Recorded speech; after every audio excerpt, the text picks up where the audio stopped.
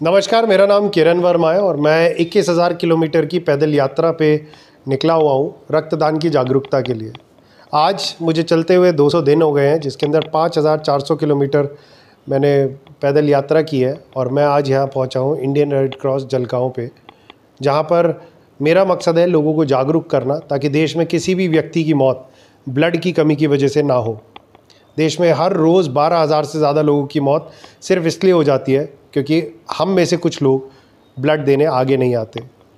देश में अगर सिर्फ 5 मिलियन नए ब्लड डोनर तैयार किए जाएं, तो देश में एक भी व्यक्ति की मौत ब्लड की कमी की वजह से नहीं होगी। और इसी मिशन के साथ मैं देश भर में निकला हूं, ताकि लोगों को जागरूक किया जाए रक्तदान के लिए। और मेरा साथ देने के लिए आज यहाँ इंडियन रेड क्रॉस की पूरी टीम मेरे साथ है और मैं यहाँ आया हूँ जहाँ लोग रक्तदान के लिए मेरा साथ दे रहे हैं, ताकि मेरी इस वॉक को सपोर्ट किया जा सके। आप कहाँ से चले हैं और अभी तक कितना अंतर आपने पार कर लिया है, और इस दरमियान आपको किस किस तरह के अनुभव आया है, किस तरह से लोगों ने प्रतिसाद दिया है? तो मैंने अपनी शुरुआत की थी केरला से, त्रिवेंद्रम से। मैं दिल्ली से बिलोंग करता हूँ, लेकिन केरला से शुरुआत की थी 28 दिसंबर 2021 को। इस दौरान मैं केरला, तमिलनाडु, पौंडीचेरी, कर्नाटका, महाराष्ट्र, गोवा, दमन दीव, दादर नगर हवेली और गुजरात होते हुए इस पूरे एरिया में गया, जहाँ ट्राइबल, रूरल, मेट्रो सिटीज़ हर तरीके के एरियाज़ देखे और जहाँ अच्छा और बुरा हर तरीके का अनुभव हुआ। ज़्यादातर अच्छा ही रहा और लोगों का सहयोग बहुत रहा। इस दौरान मैं लगभग 5 लाख से ज़्यादा लोगों से मिला, जिसमें स्कूल स्टूडेंट, कॉरपोरेट के लोग और बहुत सारे लोग थे। और इसी दौरान 42 अलग अलग जगहों पे ब्लड डोनेशन कैंप भी हुए, जहाँ लगभग 7,000 लोगों ने ब्लड डोनेट भी किया। और इसकी वजह से लगभग और इसके अलावा 1500 लोग वो थे जो खुद जाके ब्लड डोनेट करके आए अलग अलग ब्लड बैंक्स पे। तो अभी तक बहुत पिछले 200 दिनों में लगभग 8,000 से ज़्यादा लोगों ने ब्लड डोनेट करा है मेरी इस मुहिम को सपोर्ट करने के लिए। आप लगभग पूरा हिंदुस्तान घूम चुके हैं। आज जब जलगांव आए हैं तो आपको जलगांव का वातावरण कैसा लगा? जलगांव के लोग, विशेषता इंडियन रेड क्रॉस में आकर आप कैसी अनुभूति कर रहे हैं?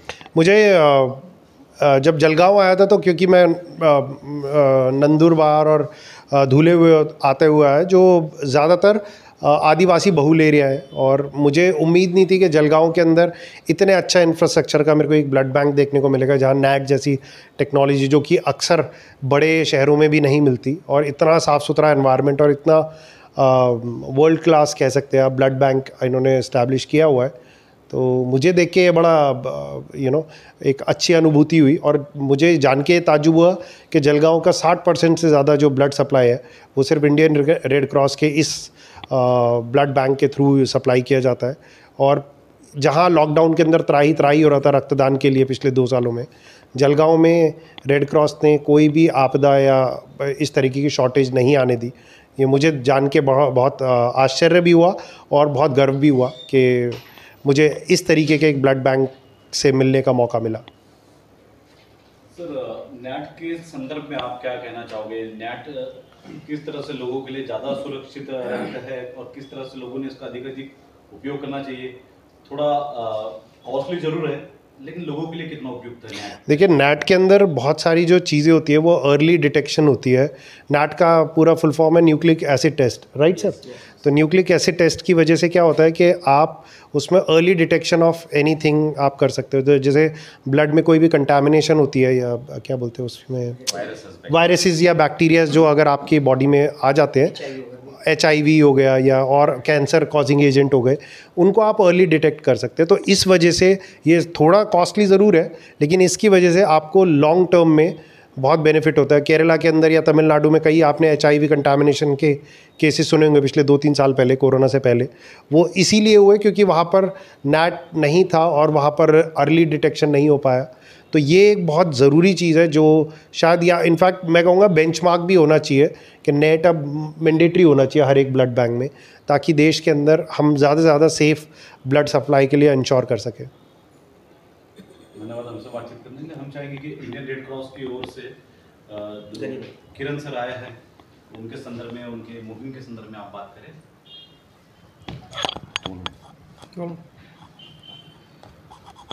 जैसे कि हम सब जानते हैं कि किरण सर पिछले कई सालों से ब्लड डोनेशन प्रमोशंस और ब्लड डोनेशन से रिलेटेड सारी चीज़ों के लिए अपने आप में बहुत बड़े पैमाने पे काम कर रहे हैं। एक अकेला आदमी खुद कितने बड़े पैमाने पे काम कर सकता है, इसका एक जीता जागता उदाहरण आपने दिया है। और मुझे तो ऐसा लगता है कि वन मैन आर्मी जैसा काम करके लोगों तक के एग्जाम्पल देना और लोगों तक की ये बात पहुंचाना, ये भी अपने आप में एक बहुत बड़ी फ़ख्र और गर्व की बात है।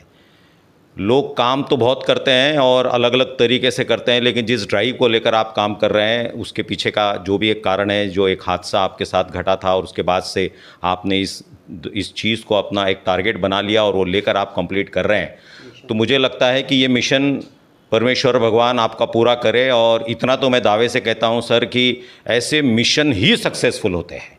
लाख आप कितनी और कोशिशें कर लो, लेकिन जब एक इंसान अपनी तरीके से इस काम के लिए निकल जाता है तो उसे वो जुनून, वो काम, वो तरीका, वो उसका काम करने का अपना खुद का अपना जुनून उसे उस मकाम पर पहुंचाकर ही दम लेता है। और वो जो ठान लेते हैं, तो मुझे ऐसा लगता है कि भगवान ने जिस तरीके से भी उनके साथ में जो कुछ भी घटना की, वो तो मैं नहीं कहता हूं कि वो सही थी, भगवान की जो बात थी वो हुई, लेकिन आप जो अब काम कर रहे हैं उसके लिए हम आपके साथ में हैं। हमारे रेड क्रॉस में आप आए, हम आपका दिल की गहराइयों से शुक्रिया अदा करते हैं। हम बहुत छोटे हैं लेकिन आपका काम बहुत बड़ा है। हम तो यही काम करते हैं, आप तो दर बदर भटक भटक कर लोगों को आप उत्तेजित कर रहे हैं और लोगों को ध्यान दिला रहे हैं और लोगों को चेतना दे रहे हैं और लोगों में जन जागृति पैदा कर रहे हैं। तो मुझे लगता है कि हमसे बढ़कर कहीं बड़ा काम आपका है। भगवान आपको उसके लिए और हिम्मत दे, ताकत दे, और आपके इस काम में हम आपके साथ में कभी भी खड़े रहेंगे। Thank you.